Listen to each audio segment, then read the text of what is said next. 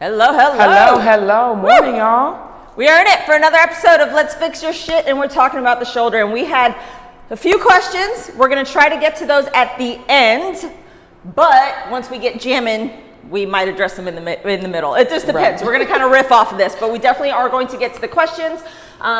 First of all, we like to start with exercises for range of motion, and then we go to the exercises for stability, and then exercises for strength. So if you do have any questions, please just ask them, and then we will address the questions that we got through stories at the end. All right? Yes.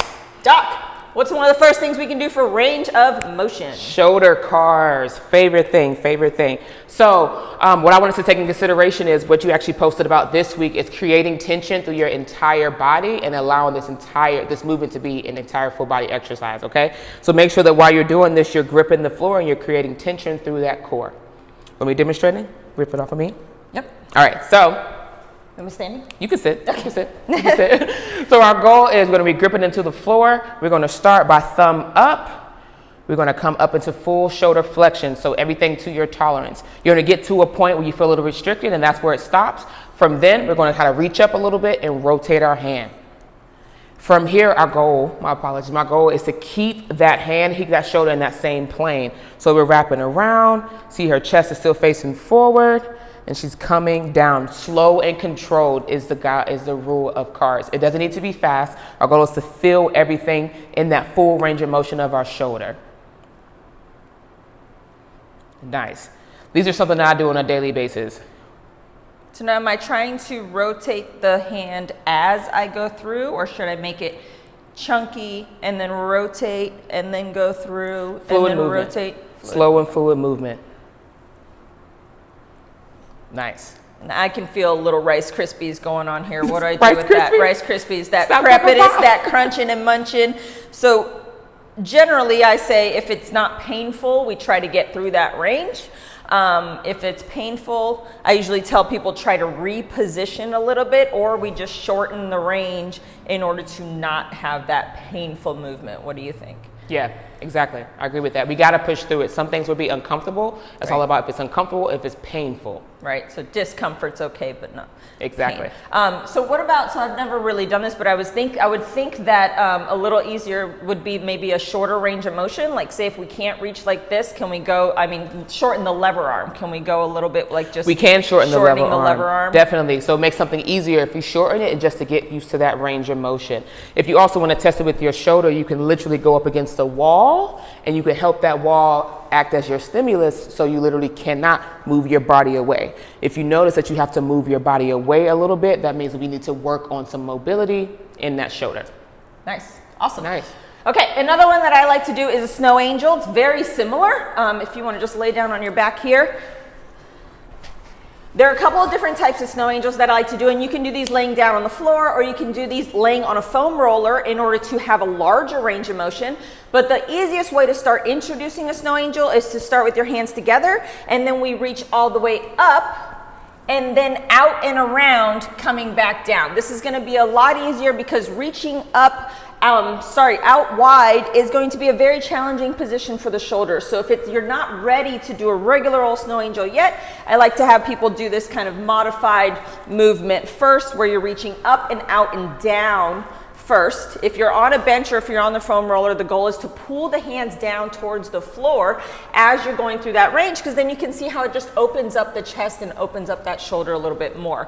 Once that becomes comfortable, then you start from the bottom position with the palms up and reach out and around and come up. This is going to be more challenging. So if you're not ready for this position yet, start with the easier one where you reach up first and then out and around and come down. You can also, once you get better at this, you can add a little bit of load and put like 2 pounds, not a lot, in your hands to create a little bit more range for you. If you are hypermobile, you want to do this with tension in your arms, not to open up your shoulders, but to activate your shoulders, okay? So we're not trying to open up range if you have too much or excessive range in your shoulders, right? So this is where the assessment comes in. Okay, and then the last one is distraction. Distraction. Shoot, we can grab the band. So with the lat, The lats are one of the biggest muscles that we tend not to pay attention to. It's an internal rotator, so the more that we're sitting down and the less overhead mobility we have, it rotates or internally rotates our shoulder. So this next move is going to help us distract it and feel that mobility there. Can you see?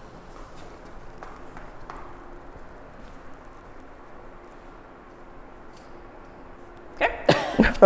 You talking?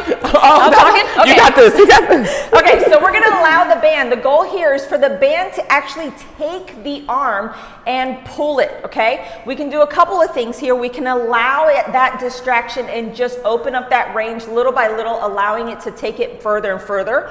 Or we can do some tension and then release, right? So we want to pull the shoulder down and in, hold for a second, 3, 2, 1, and then relax and allow the band to then take it a little bit more. You can also work into rotating left and right so that you feel that muscle kind of change, and you can get into ranges of that lat being pulled in different ranges, right? As soon as you change the angle of the joint, then you're pulling the muscle in a different way, right? So you can turn this way, you can turn the other way. Again, if you have too much range of motion, then banded distractions might not be for you. Right. Or you can use the band to create stability and just tug on it the whole time, locking that shoulder blade in, maybe release and then contract, just so that you start building that mind muscle connection. But if you have hypermobile shoulders and you struggle with a lack of stability,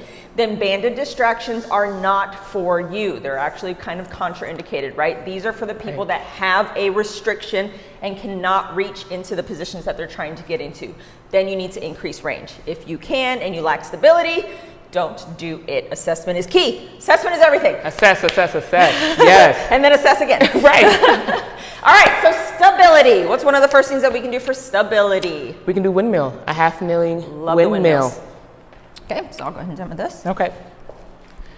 So in this position, I like it a lot because it's definitely a full body movement. We're getting some hamstring in there, some glute, and we're actually moving our body in a different plane. What we really want to focus on is locking that shoulder in, that scapula down, and keeping this tight, making sure we're keeping our core and everything engaged. What we're going to do, we want to keep our eye on that kettlebell the entire time. I like to use that hand and kind of run it down the front of our thigh to the floor, and your hips should be opening up, packing that shoulder in. From here, we're going to push that glute and push ourselves back up. This is a really good movement to engage the entire body. I like it a lot. We're going overhead in a different plane, and we're also focusing on packing that shoulder. So not here. Exactly. We don't want that weight coming behind us. That's how we lead to injury. How's that feel? Feels wonderful. Right? So you're also going to notice that as you do this, one side is going to feel great, one side is going to not. Right? So I tend to actually feel this a lot in my right side QL, not so much on my left side, but then my right shoulder is much stronger than my left side. So there's different ways that you can use this, but that is a really good way to start feeling what's going on in that shoulder. Yes. Another really good one that we can do is the Kettlebell Arm Bar. This is a really good one for starting to build that stability in the shoulder. Very similar to the windmill, but just a little bit more accessible, and you're not using the rest of your body as much. Are we starting here? You're gonna start with the shoulders. You see that? Let's start. Can we do the other? Okay, so we wanna make sure that we have a nice flat wrist. I don't wanna crush that Apple Watch here. Okay, we wanna have a nice flat wrist here, and we want to pack the shoulder. And by packing the shoulder, I mean up, back, down, locking that shoulder into position, making sure that that shoulder blade is attached to that rib and it's not going anywhere. From here, you can just hold, right? Like sometimes if you have instability in the shoulder, this is going to be plenty. Once you feel like you can hold this for a little bit, we're gonna straighten out the legs. We're gonna bring that same leg up into the air, using your abs, making sure you're nice and tight. The other arm is gonna be out to the side, and then we're gonna rotate over to the side, trying to turn the body, but with still packing that shoulder in. So we wanna make sure that the shoulder doesn't rise up towards the ear, or that there's any deviation in the kettlebell, right? We want to keep that nice and tight, keep that shoulder packed, and then rotate back around, okay? So flat wrist, shoulder tight. If I were to move this around or pull it, nothing would happen. And then we're gonna rotate over, making sure that nothing moves. You'll see if you're lacking stability that this becomes very, very challenging. Stay within a weight that you can control. If it becomes too easy, move slower, or you can go into this bottom up position. That way you're not moving too much more load, but it's definitely a much more unstable implement. Yep, gets you to move. Nice. All right, that's the arm bar. What's another one we could do? Woo! I feel that in my shoulder. Making it work. Right. Okay, next up, reaches. Scapular reach. This is really good to make sure that we're taking our trap out of the equation and focus on moving that scapula in its full potential. Honestly, this should probably be done before either one of those. This is one of the first things that you can do to start building shoulder stability and making sure that you're just pressing well. We're going to address this in a couple of the questions later. Very, very important, the scapular reach. Yep, go for it. Okay. So in this position, take note that she's keeping her back flat throughout this range. You can put your hand on your forehead. She's going to reach up. And you see she comes out a bit. Our goal is to not activate this muscle, and she's keeping this. We should feel the muscles engaging behind her scapula here. So come back down,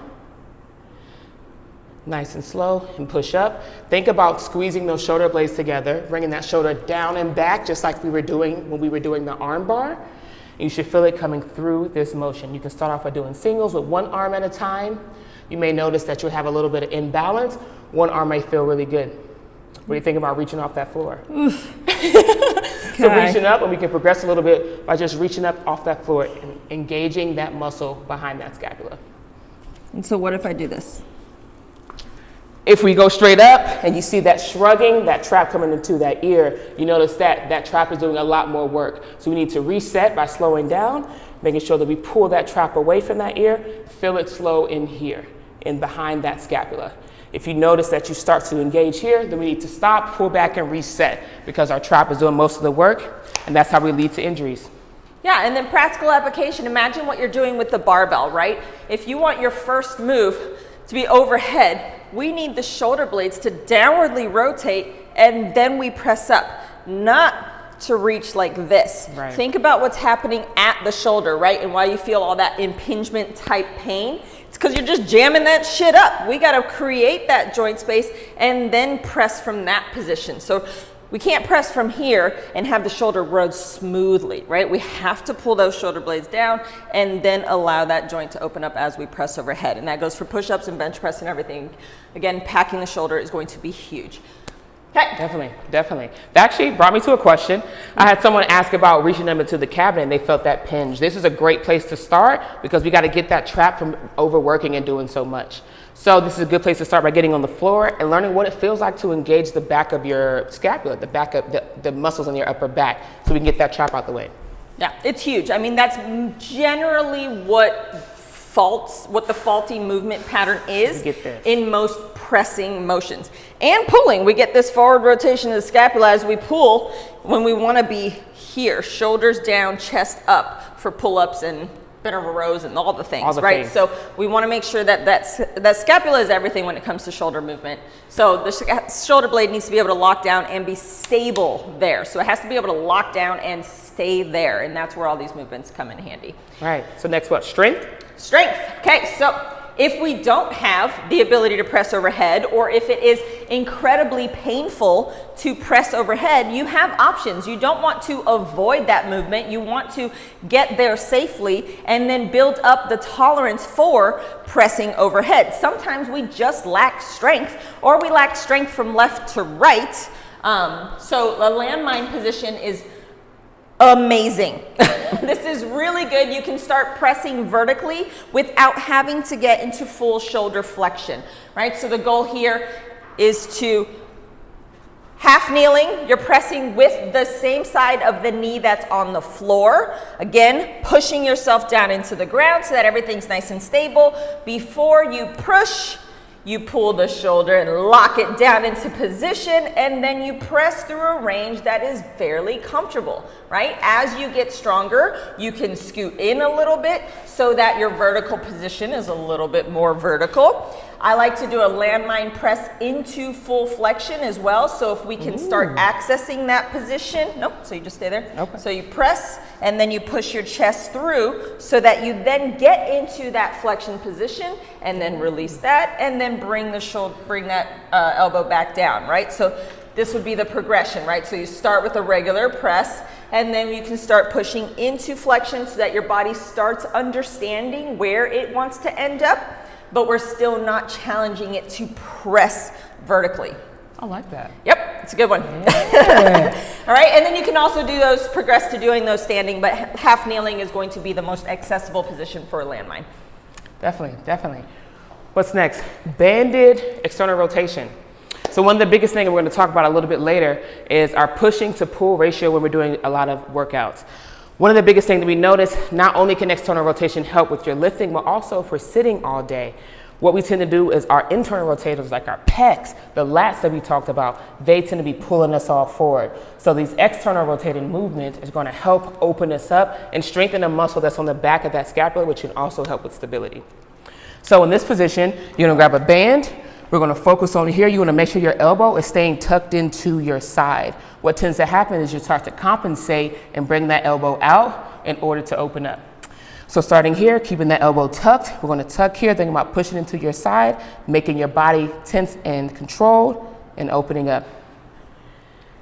In this position, you should feel a lot of it happening behind your scapula.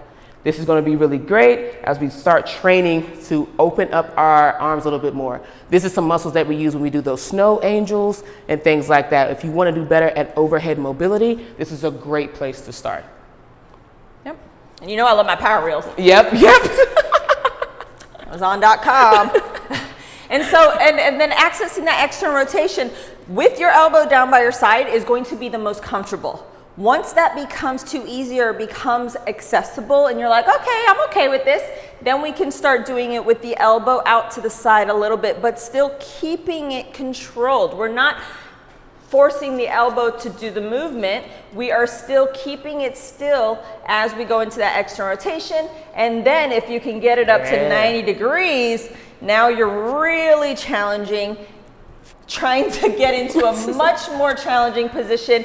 If you can accomplish this, then you know that you are accomplishing getting into a healthier shoulder, right? If you have rotator cuff issues or you're dealing with some type of impingement or there's just general weakness in your external rotators, being out at that 90-degree angle is going to be very, very challenging. Yeah. So work your way up to that, with that being a goal and for it to be comfortable on both sides. Right? You don't want one side to be completely, oh yeah, I can do this all day long, and then the other side to be all fucked up. You got to make sure that they're equal, especially if you're dealing with barbell movements.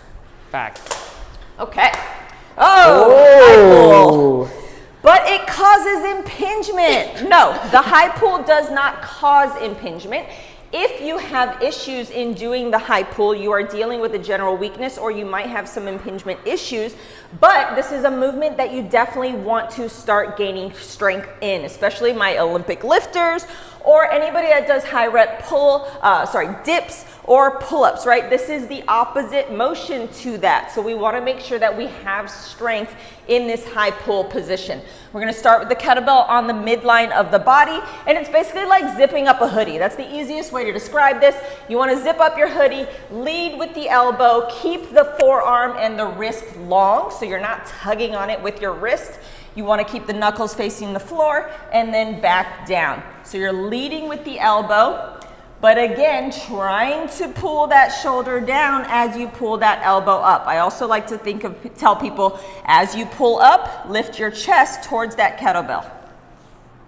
Good, so if you turn around, you'll see as she pulls up, we're gonna pull down with the shoulder blade, lift the chest up towards the kettlebell, and then back down. Again, this is one of those moves that one side might feel great and the other side might feel not so great. So that's something that you want to work on. start with the load, with the bad, quote unquote, bad side, and pick a load that side can do comfortably for the amount of reps that you're trying to do, and then match it with the strong side. You don't want to go as heavy as possible on both sides because then you're just increasing that strength and balance. We want to make sure that they are very similar left to right. Right, right. All right. So time for questions. Yeah, so that's as far as like the range of motion, stability, and strength. We're going to start going over some of the questions.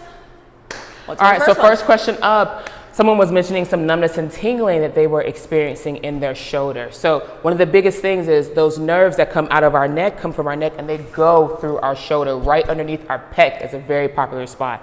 So if our pecs are continuously tight due to how we're sitting, if we're doing so much pushing, over pulling, then that is one huge muscle that can be causing an impingement and causing that numbness and tingling down your arm into your hands. So the biggest thing is we got to start loosening up. We talked about some snow angels. It's a great place to start as we start opening up our chest and allowing that muscle to relax and those nerves to not feel that impingement. So a great place to start is opening up your chest and start strengthening and stabilizing your upper back.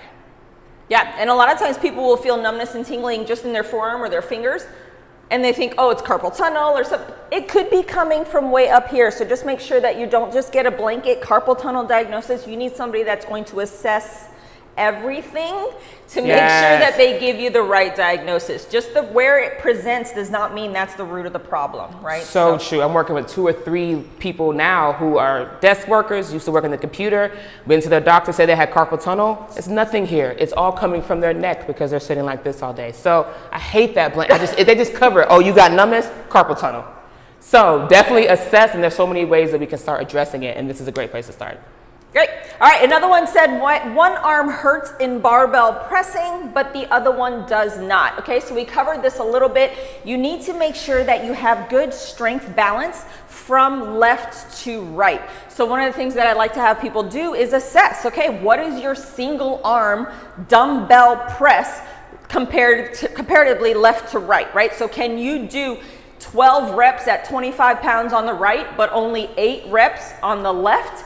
Well, then when you get a barbell and you try to press with both arms, one arm is working harder than the other. What tends to happen is that not the weaker arm gets painful, but the stronger arm gets painful because you're now demanding so much more of that strong arm and the other arm's just going for a ride. So I'm not quite sure what's going on with you. I think this was Jess. She said she submitted this question, but a good thing to look at would be your left to right strength balance.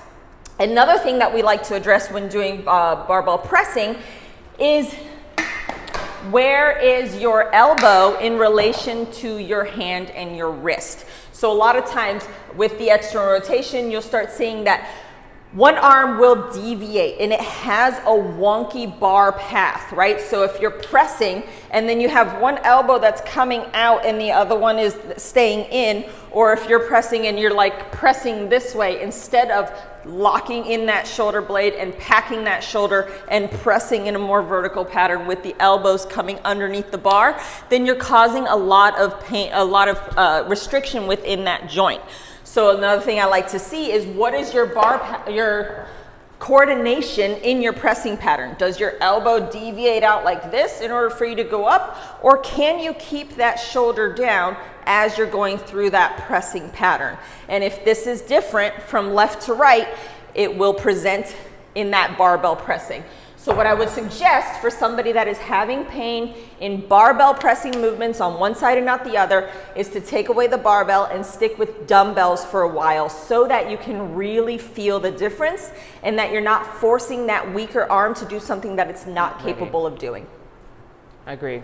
Great. Good. Great. that was a big It was great though. Yeah. It was perfect. All right, we covered reaching into the cabinet. Yeah, so you want chest press? Yes, so another one was it hurts with Arnold press, push-ups, and chest press.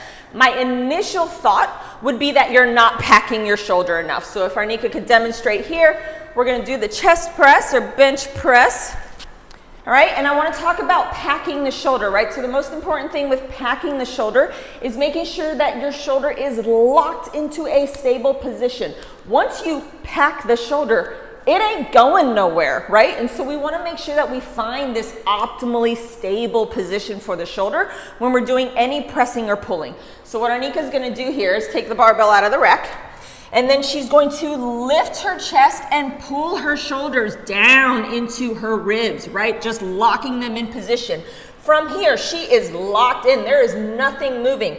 Then as we descend into the bench, she's going to make sure that those shoulders stay down by lifting her chest up into that bar. She should stay in this packed position and then back up, right? So there's no show a poor rep where you let that move. Oh. Yeah.